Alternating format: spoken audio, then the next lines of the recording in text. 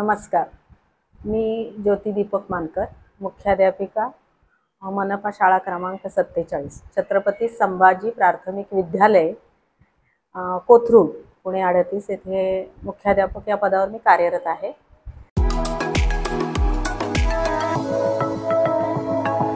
माझ्या शाळेची पटसंख्या जी आहे ती बालवाडी ते 7वी पर्यंतची 281 आहे.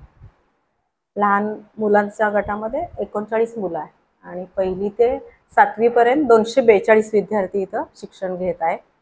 अतिशय उत्तम असा या शाळेचा दर्जा आहे. भौतिक सुविधा भरपूर आहेत.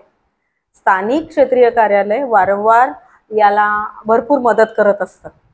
मग या क्षेत्रीय कार्यालयाच्या माध्यमातून आम्ही स्वच्छतागृहाचे असेल, काही भौतिक सुविधा असेल तर ती कामं आम्ही पूर्ण करून घेत असतो. त्यांचं पूर्ण चांगलं सहकार्य असतं आम्हाला.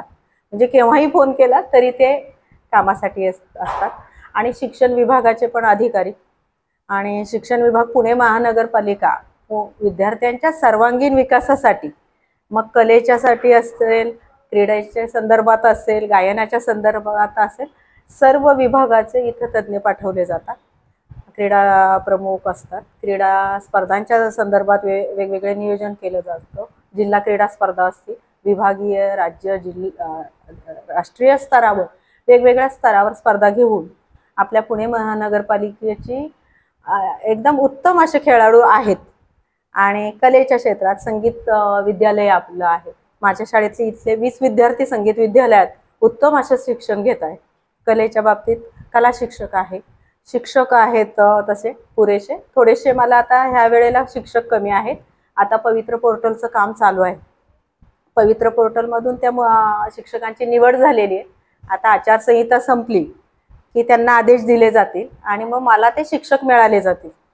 त्यामुळं शिक्षण विभाग अतिशय आम्हाला उत्तम असं सहकार्य असतं आणि त्या तळमळीने कामं करत असतात आणि आम्ही त्यांना संपूर्ण सहकार्य करत असतो. आमच्या महानगरपालिकेच्या शाळांबद्दल एक वेगळा समाजामध्ये सूर आहे की गुणवत्ता नाही किंवा हे नाही ते नाही, पण तसं चुकीचं आहे. उत्तमात उत्तम आमच्या शाळातून वेगवेगळे विद्यार्थी मोठमोठ्या पदावर कार्यरत आहेत आणि त्याच्यासाठी सर्व टीम, शिक्षकापासून तर प्रशासकीय अधिकाऱ्यापासून लोकप्रतिनिधींपासून या शाळांसाठी खूप प्रयत्न करत असतं. मग भौतिक सुविधा असेल, शिक्षक असेल, म्हणजे सेवक वर्ग असेल, ते पुरवण्याचं काम सुद्धा उत्तम करत असतं. प्रत्येकाचं स्किल असतं. सगळ्यांकडनं कामं कशी करून घेतात, कमी जास्त प्रत्येक क्षेत्रात असतं.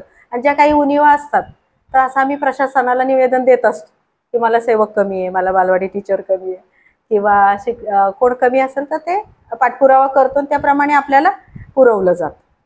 तर माझा तरी 25 वर्षाचा असा अनुभव आहे महानगरपालिकेच्या शाळेत. तर अतिशय सुंदर असं संपन्न असं भौतिक सुविधा, विद्यार्थी पण कमी जरी असतील थोडं हे, पण त्यांच्याकडनं आम्ही करून घेत असतो. पालकवर्ग थोडासा हे असतो, खाजगी शाळांचा पालकवर्ग सुशिक्षित असतो, जरा उच्च प्रभू ह्याच्यात राहिलेला असतो. तर आमची मुलांचा पालक थोडा स्लम एरियातला असतो किंवा कष्टकरी असतो. माझी तर पूर्वीची शाळा सगळे विडी कामगारांची मुलं, त्यामुळं त्या पालकांचा थोडा फरक पडतो. मुलांचा अभ्यास घ्यायला वेळ नसतो त्यांना, त्यामुळं थोडंसं गुणवत्तेच्या बाबतीत, पण शक्यतो नाहीच. मी तर म्हणल आमची क्वालिटी तेवढी आहे.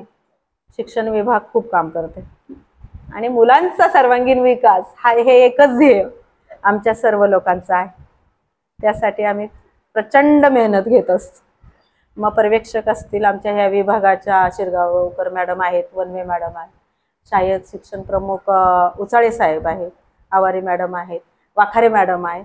यांचा आम्हाला फुल सपोर्ट असतो. हा तुमचा जो चॅनल आहे TV10 तर छान आहे.